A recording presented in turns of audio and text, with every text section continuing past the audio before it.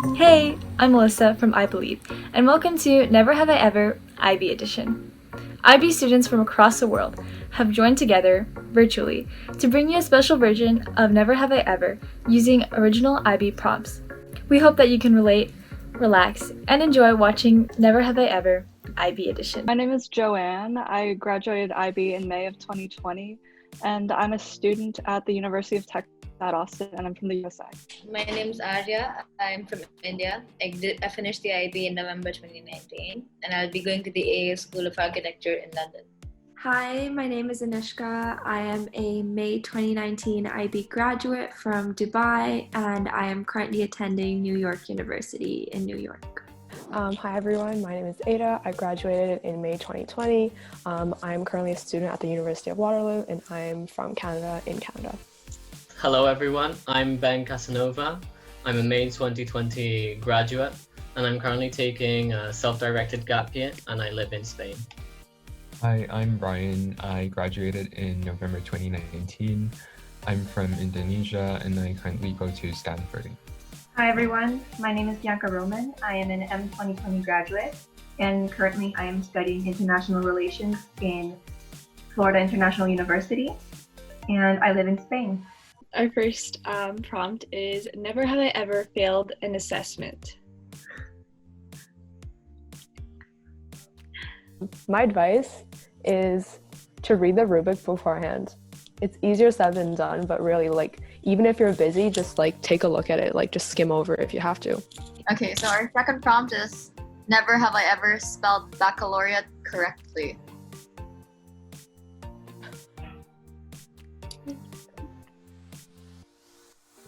So, who is confident enough to spell it right now? Never mind. Verbally, no. I put my finger back up. That would be Baccalaureate.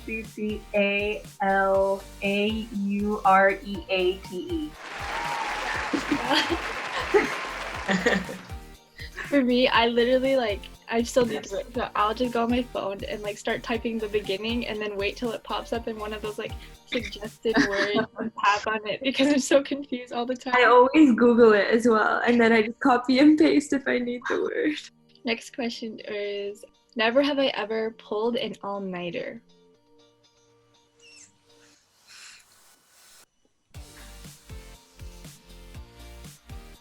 So who thinks that they pulled the most during their 2 years? I think I pulled quite a few all-nighters. I spent the first 4 months of my first IBDP year basically just pulling all-nighters. And my record of not sleeping is 37 hours. 37 hours. 37 hours. 37 hours. Wow. That's not Your school days. So someone please off that.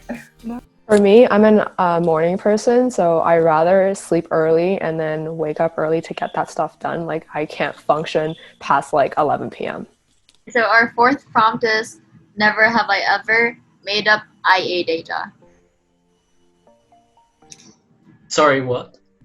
Never have I ever made up IA data. For those who answered yes, what subjects and why? So it was for my biology IA.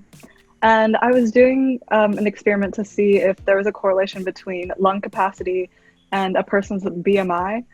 And there was this one participant that I didn't get their height, so I just guessed it. So it's very minor. To me, it was physics. It was my physics IA, and I was using tracker to track the motion of a spring.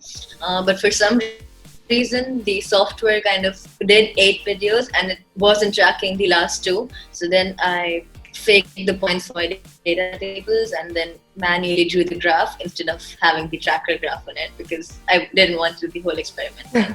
Here was physics. I did something to do with springs, and I couldn't get it in time, couldn't get the last couple of ones in time, and I was no, I'm not gonna set this up or lose another lunchtime to do this and just write some numbers now. So yeah, it's pretty minor. Mine was for math. So my math IA was I did Buffin's needle problem. So basically you have matchsticks and you have these threads, and you drop like several matchsticks, and I think the threads were about I want to say like 2 centimeters apart. And apparently the more trials you do, the number of times it overlaps is supposed to, in the end, approximate the number of pi. So if you calculate it, like the more trials you do, the closer you get to pi. So I guess mine didn't work out too well. So I just like faked a few of my results to get my number closer to pi. Mine was for the math IA. I was measuring the angle of the release of a basketball, so like its projectile motion. And the entire experiment took about 2 hours, and I was the only one doing it, so I was so tired at the end. At the end, I couldn't get 2 of the points, so I just faked the time that it took to travel to the net. That's it. For me, it was both the math IA and the biology IA. The biology IA was because I had to measure something and I had to put 1 nanoliter of some substance. It was a procedure, but instead of putting 1 nanoliter, I accidentally put 10 times the amount, and I only realized my mistake halfway through the whole procedure, and already I was like 20 hours into my project.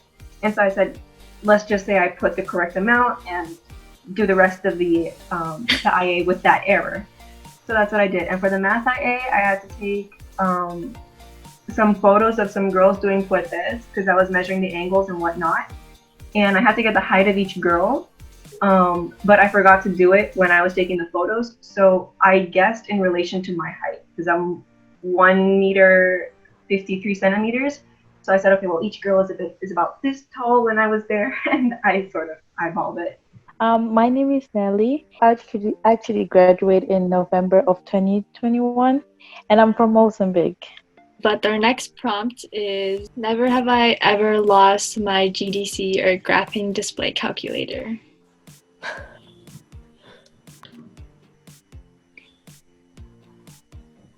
I always forgot where I kept it. So I got confused whether it was at home or whether it was at school. So even though it would always be in my bag, it would be in the back of my mind that I lost it or it was at home or I forgot it. And so I was always asking people for my graphing calculator, and then someone would find it in my bag, and it would be so embarrassing for me. But I've officially lost it once when I forgot it in a different city, and then I had to have it shipped back because it was 2 days before my mom exam. I lost my graphic calculator exactly twice. The first time I found it, and that was in IBDP year 1. The second time I lost it was halfway through IBDP year 2, and I never found it again. I still have not found it. And I'm lucky that my exams got canceled because I would have had to do, the exam without it. So our 6th prompt is, never have I ever used to what extent in real life?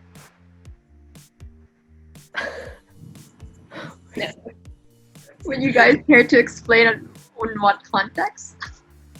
I use it in a non-ironic way, I think. Like sometimes when there's certain discussions, I just bring it up. But then I think about like TOK, and then I don't like the fact that I brought it up. And then I try to change my phrasing. Well, I feel like I sometimes have like random like deep discussions or debates with my friends. And then they're like, yeah, but to what extent is that really true though? And then I'm like, oh, yikes, I just nerded myself out a little bit. I think it was in a texting discussion that I had with my friends, and then they were all using text message short forms like, I don't know, like LOL or LMAO, and then there's me. To what extent do you think this so-and-so is that? So I think that just really killed the atmosphere there. For me, I hated TOK so much. All throughout IB, I despised it. It was the hands down worst part for me. So I consciously try to avoid to what extent. So even when I know in the back of my head that I'm supposed to to what extent, I just turn it around to the extent to which blah blah blah. I consciously avoid the phrasing of to what extent because I despise TOK so much. Our next prompt is, never have I ever tried to take a mental health day only to do more work. She forgot if I had 5 or 6 fingers before this. If you put a finger down, what work did you do and why? I'd say Sunday is gonna be my mental health day, And then on Sunday, someone texted me and was like, "Oh, have you done the assignment?" I was like, "Oh, what assignment?" And then I spent the whole day doing the assignment. And yeah, so stuff like that happens because I'm very forgetful. Our 8th prompt is, never have I ever changed any of my classes.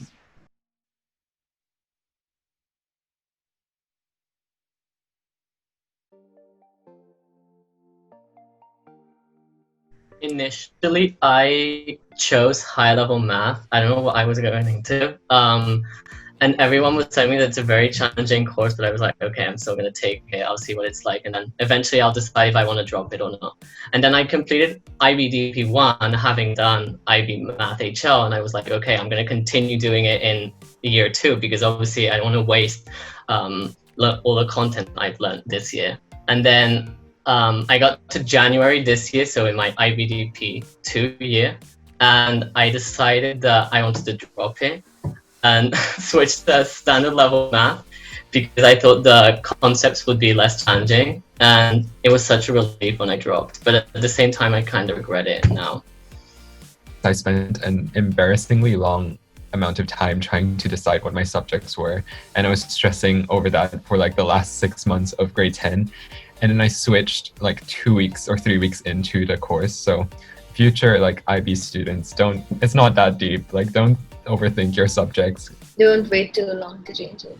IA deadlines differ between subjects, so you may kind of fall back upon a particular subject if you change it too late into the course. Our 9th prompt is, never have I ever lurked on IB Reddit.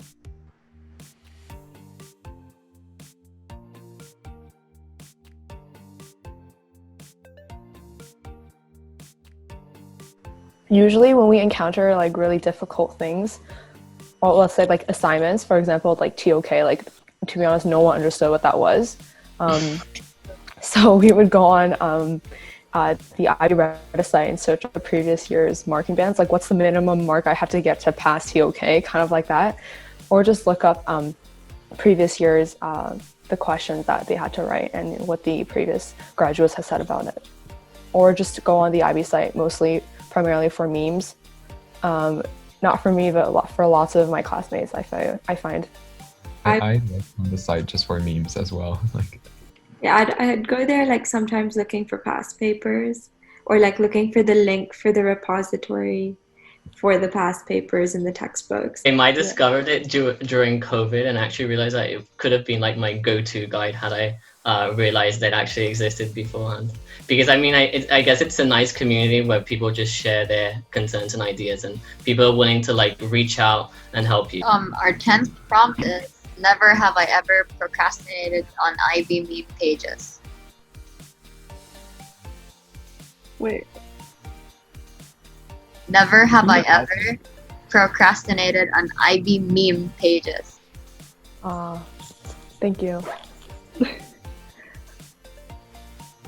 One time I actually made a TikTok that went like semi-viral, and it made it on some IB meme pages. So part of the nice things about meme pages is that you realize that you have that community. I would caution people to not jump on this bandwagon of like IB is so bad and stuff like that, because it's not going to be very productive for you if you think that IB is like set out to get you. Like if you can sort of like change that mentality to think of like IB as something that helps you and helps you sort of deal with these challenges that you face, like procrastination and whatnot, then you're going to get a more rewarding experience out of it. Our next statement is, never have I ever partied after the official exam.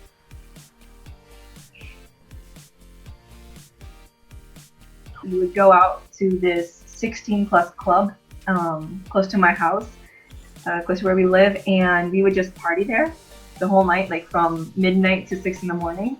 And then we'd spend the weekend recovering, but that was what we would do almost every, after every like finals of the school.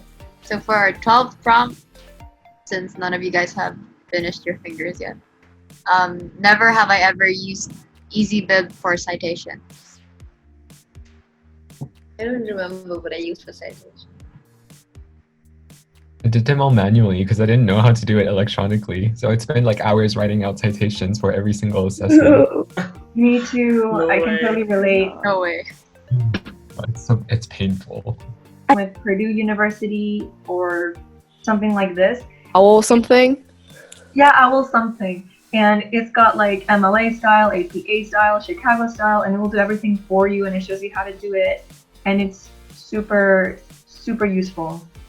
Our last prompt for this round is never have I ever cried because of an assessment.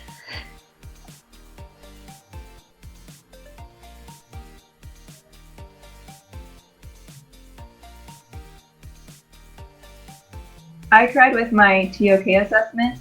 The first time I had to do the actual essay, I did it and I thought it was good, so I sent it off to my TOK supervisor to check it. They said it was fine and to go on with the final draft. So I went on to do the final draft and I sent it in, and she didn't even give me a grade. That's how bad it apparently was. And she told me you have to redo it. And so when I first heard that, I was like, I just spent a whole week doing a final draft of this talk essay, and all my effort just, was in vain. And so I did cry a lot after that, but I gave myself like a 24-hour mourning period, and then I just went and redid the essay because, what else are you gonna do? I would advise students to, give yourselves a mourning time to cry, and then after that, start actually working upon the feedback that your teacher gave you. And make an appointment with them if you have to. That's what I did. I made like 2-3 appointments, and they were over winter break. So like I would be in a Zoom call with my professor about asking questions about the TOK essay. So you do what you got to do. I think it was over the FOA. I know it's not in the curriculum anymore, but that was really nerve-wracking for me. I thought I was really prepared for it. And then when I sat down across with my teacher, I just looked at it and I was like, I can't do this. So, and then it didn't turn out too well. So then when I went home, I cried, and then I got over it, just like Bianca said, a mourning period. And at the end, I think what I would have done differently is that to know what you're getting into, and to have like a strong mindset of whatever happens, what's done's done. Like you can't do anything to change that. And to give yourself lots of breaks in between, because you do tend to work yourself out when preparing for high-stake assignments like the FOA or the TOK essay or anything like that. If you're early in the presentation, maybe you can ask to redo it, just to restart. And then as the teachers, restarting everything, take a breath, like, do a breathing exercise to de-stress, and just remember that you made it this far, and you did not make it this far into the program without learning stuff. So take what you've learned and incorporate it as best as you can. Give your best shot. Well, that concludes round 1. Bryan has the least. So Yeah, I think so too. To you too. Congrats. Thank you for watching this video of Never Have I Ever IB Edition. Follow us on Instagram at ib.lieve.